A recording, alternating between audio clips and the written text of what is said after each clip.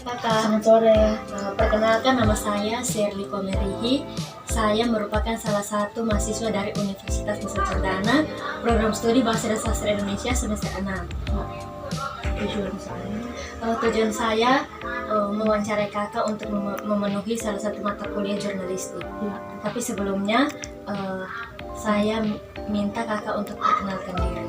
Baik, perkenalkan nama saya Lianti Junita Manurung. Saya juga salah satu mahasiswa Universitas Nusa Cendana Kupang, Prodi Pendidikan Guru Pendidikan Anak Usia Dini semester 6 juga. Oke, baik. Topik wawancara kita pada sore hari ini tentang anak kos. Kita mulai saja. Ya. Untuk pertanyaan pertama, apa yang membuat kakak merasa nyaman menetap di kos ini? Ya, merasa aman karena di kos ini sangat aman dan nyaman. Mungkin hanya itu saja. Baik. Pertanyaan kedua, mengapa kakak tertarik dengan kos ini? Awal pertama itu saya tertarik karena lingkungannya bersih, yang kedua karena fasilitasnya memadai, dan yang ketiga teman-teman atau kawan-kawan kos sekitar ini sangat ramah.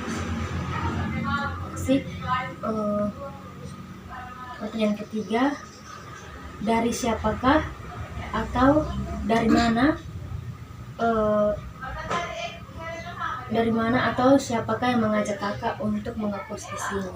Awal pertama saya melihat tulisan ada kos-kosan kosong, dan awal pertama itu juga saya ada berniat untuk pindah kos, hanya saya belum menemukan kos yang baik, dan tiba-tiba saya melihat ada tulisan di depan katanya menerima kos-kosan. Jadi saya masuk di kios tersebut dan saya menanyakan apakah masih ada kamar kosong atau tidak, dan ibu kos tersebut mengatakan bahwa ada kamar kos. Jadi saya mendapat informasi dari papan tulis yang tertera di depan kios. Jadi kakak sendiri yang mencari tahu kos tersebut. Keempat, dari kakak pribadi sendiri, hal positif dan hal negatif apa yang kakak dapatkan selama berada di kos ini? Hal positifnya, teman-teman di sekitaran kos atau kamar-kamar kos ini sangat ramah, dan mereka sangat peduli lingkungan, dan mereka saling mendorong atau mensupport kalau saat-saat kita lagi kekurangan apa, mereka saling membantu. Hal negatifnya, beberapa anak kos membawa pacarnya masuk di dalam kamar dan mereka ribut tidak sesuai dengan jam. Itu saja. Pertanyaan berikutnya, bagaimana cara kakak mengatur waktu dan keuangan selama kakak berada di kos? Waktunya kita sesuaikan dengan harinya dan situasi yang ada.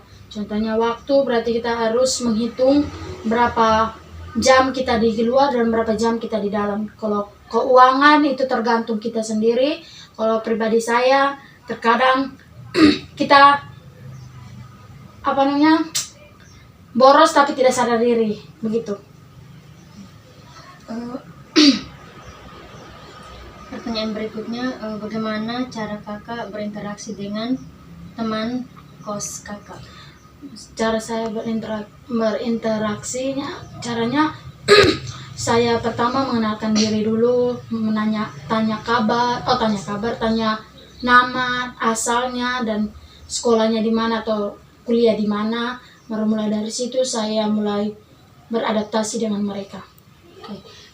Selama kakak berada di kos ini, apakah kakak mengalami pertikaian atau permasalahan dengan teman-teman kos? Hanya ada masalah saat membayar uang pulsa listrik. Ada yang mau membayar, ada yang tidak mau membayar. Itu saja permasalahannya. Pertanyaan yang terakhir, jika misalkan kakak telat membayar uang kos, apakah bapak kos menagih uang kos? Mama kos tidak menagihnya, tapi mama kos mengingatkannya kembali bahwa jatuh tempo, tanggalnya sudah jatuh tempo, itu saja. Baik, dari beberapa pertanyaan yang ada, apakah kakak memiliki niat untuk menetap atau ingin pindah dari kos ini? Kalau untuk sudah beberapa bulan saya di sini, rencana saya ingin menetap karena harganya juga memadai dan murah. Baik.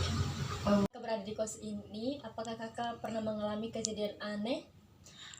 Kalau selama saya di kos ini, saya ada beberapa kejadian aneh yang saya alami. Yang pertama, tidak tahu orang mabuk atau gimana, mereka melempari batu di atas seng.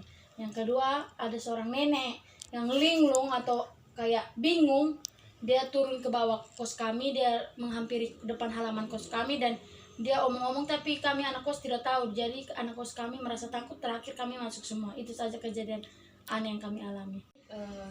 Terima kasih untuk Kakak Lianti yang sudah meluangkan waktunya untuk saya wawancarai pada sore hari ini. Mungkin pada kesempatan berikutnya kita akan bertemu kembali. Ya baik, sama-sama.